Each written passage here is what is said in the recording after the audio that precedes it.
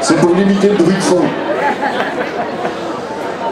La création et l'activité d'un commerce sont liées à plusieurs facteurs. La situation économique, l'opportunité du marché, la qualité des produits, les prestations proposées, la persévérance et la personnalité de celui qui est à la tête de son entreprise. Sans oublier bien sûr celui ou celle, en l'occurrence, qui l'accompagne durant ce parcours professionnel jonché d'épreuves heureuses et parfois plus délicates. Les autorités ont pris la décision d'honorer depuis cette année pour la première fois les chefs d'entreprise familiales qui ont cessé leur activité pour raison d'âge. Si nous avons décidé de marquer cet événement, ce n'est pas un hasard. Il s'agit en l'occurrence ici de deux commerces locaux, mais dont la renommée a largement franchi l'enceinte du village eu égard aux personnalités, aux acteurs et à la qualité de leurs prestations. Je veux parler des époux Stalder, du restaurant du Soleil, et des époux Caillet, de la boulangerie du même nom. Je vous prie d'approcher, s'il vous plaît.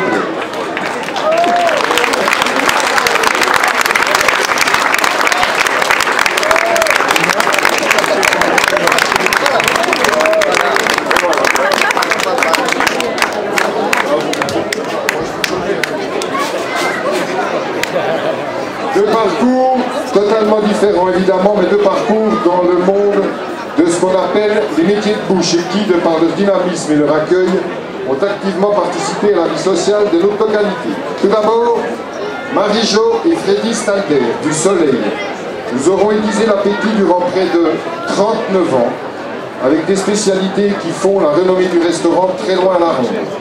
Arrivé en provenance de Miécourt, le Freddy, notre Freddy, après une solide formation de cuisinier qu'il a emmené en Allemagne durant 2 ans et en Angleterre durant 3 ans, s'est fixé au Soleil après l'avoir racheté en 77, année qui marquera également le mariage de Marie-Jo. Des années en florissante, l'activité en plein essor, le restaurant subit une rénovation presque totale au milieu des années 80 pour rester celui qu'on le connaît aujourd'hui.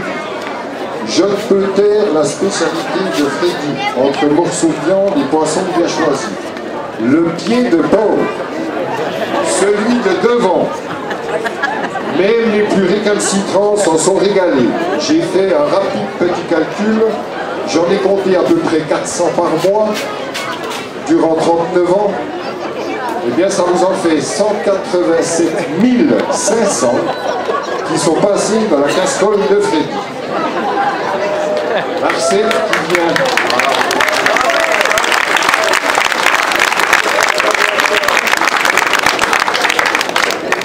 La recette apprise il y a un certain temps du côté du Monqueux aura donc satisfait des milliers d'estomacs. Freddy, Marie-Jo et leur équipe auront aussi accueilli de nombreux banquets à la grande époque. Et ce n'est pas rare d'avoir assuré 2 mariages le même jour dans l'établissement.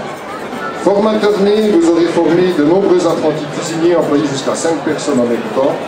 Vos expériences, vos connaissances professionnelles vous auront permis d'être appelés aux experts aux examens des apprentis, une reconnaissance dans le monde de la cuisine. En 1997, un drame se produit. Marie-Jo est victime d'un accident vasculaire et durant 3 longues années, Freddy aura dû jongler entre l'hôpital à Bâle, l'éducation des 2 garçons, Alan et Jérémy, alors âgés d'une dizaine d'années, et l'activité du restaurant. Ce n'est qu'à force de ténacité, de volonté, de courage, que cette épreuve aura pu être surmontée. Lorsque l'on tient un restaurant, on ne compte plus les anecdotes, entre les clients plus compliqués que d'autres, les prises de bec, les irrentrables, bref, la liste est aussi longue que variée.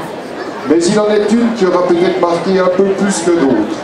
Vous aurez été condamné, oui condamné, une fois au tribunal, à payer 200 francs pour dépasser le dépassement de l'heure de fermeture, alors que les derniers clients n'étaient autres que les membres du conseil communal.